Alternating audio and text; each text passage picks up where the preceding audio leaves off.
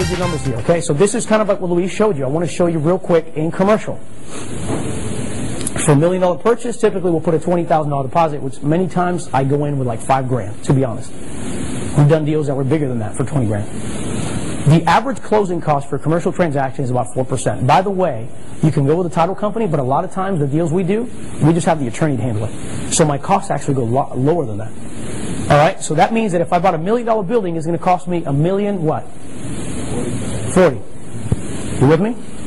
But because I use leverage, how much did I have to come out at closing at? 370. So I bought $1 million building with $370,000. You follow? I'm trying to keep it simple here. You follow? Yes. All right.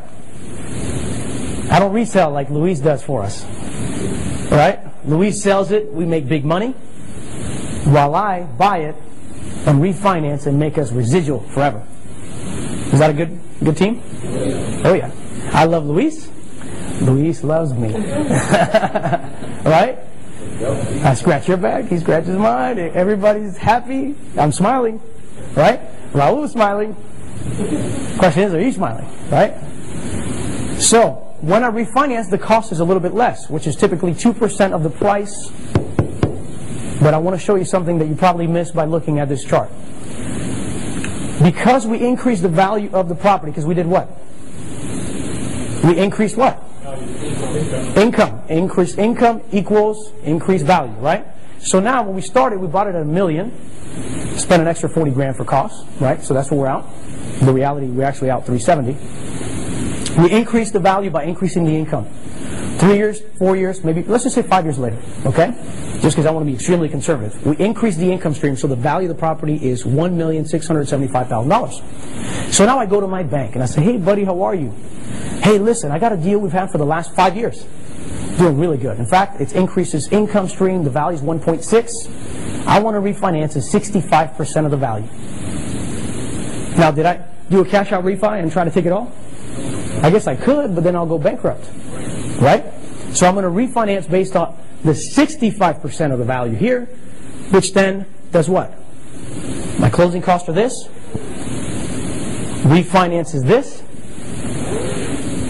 The net, not to resell, the net to refinance is $1,055,250. Let me ask you a question. How much money did you have to begin with when you bought the property? 1.40, right? 1,040,000. When I refinance, I got how much back? Is all of my money out? Is my investor's money out? So let me show you the next slide. 1,040,000. Year 1 through 3, maybe 5, right?